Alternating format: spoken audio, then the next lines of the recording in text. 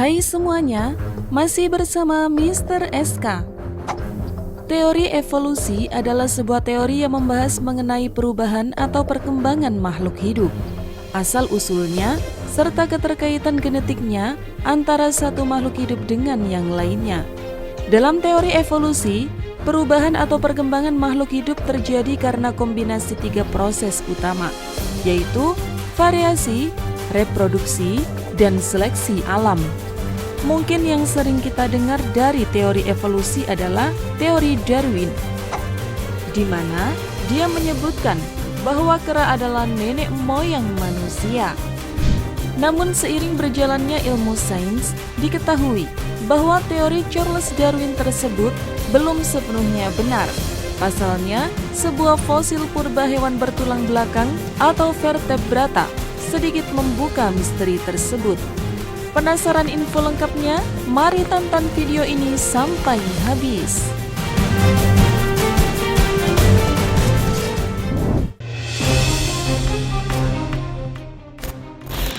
Tini. Apaan tuh Tini? Lucu kan namanya?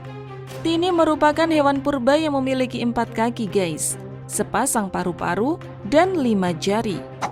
Tini diduga hidup di 2 alam, darat dan air, karena lokasi penemuannya sendiri berada di dekat sungai Witadar Latian Barat Skotlandia.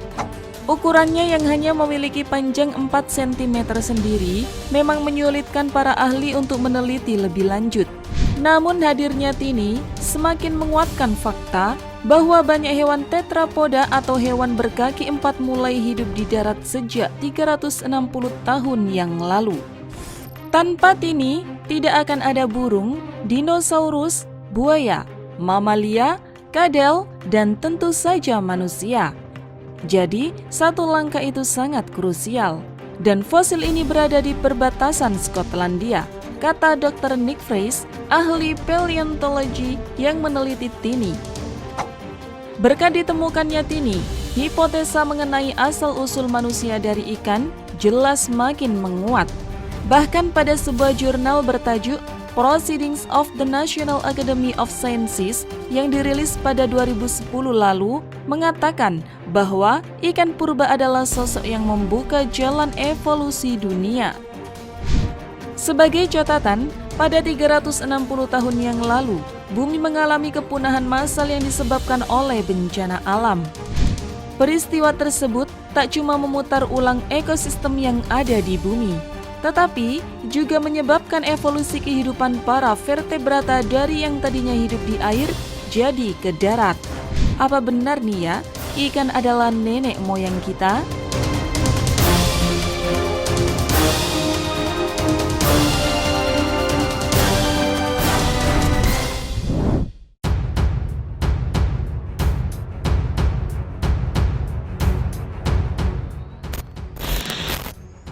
Ikan Tiktaalik rosae. Masih dalam jurnal Proceedings of the National Academy of Science tahun 2010, jurnal tersebut menyebutkan manusia harus berterima kasih pada ikan prasejarah yang membuka jalan evolusi manusia. Kenapa? Karena fosil ikan berusia 375 juta tahun yang dikenal sebagai Tiktaalik rosae dikenal sebagai nenek moyang manusia modern. Ya, kalian tak salah dengar.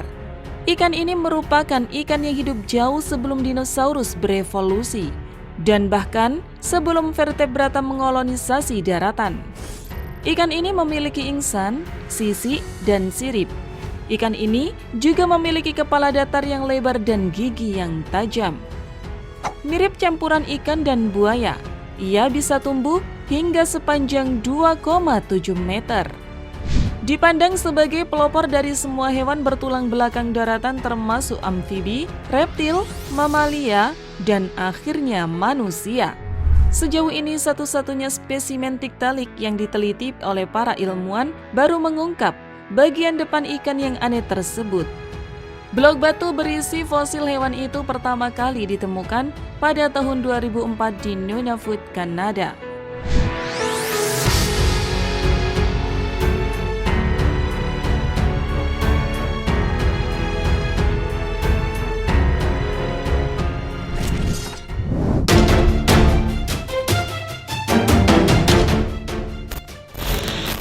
Ikan Ligula lepis. Para ahli paleontologi juga telah menemukan fosil dari ikan bertulang tertua di dunia. Ikan yang diberi nama Ligula lepis ini diperkirakan hidup di Laut Devonian 400 juta tahun yang lalu. Selain menjadi ikan tertua, ikan ini juga berhubungan erat dengan nenek moyang manusia.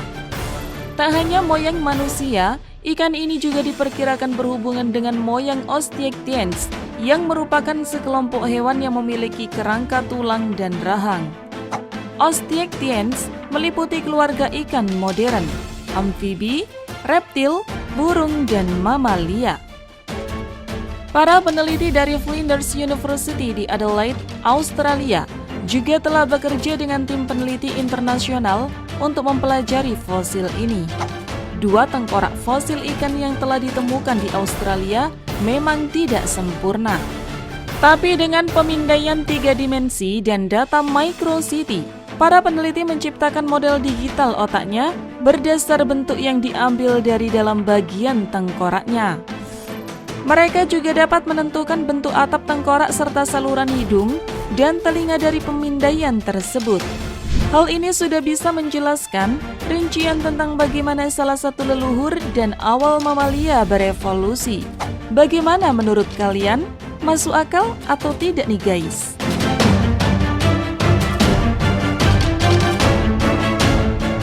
Terima kasih sudah menonton. Jangan lupa share dan sampai jumpa di video berikutnya.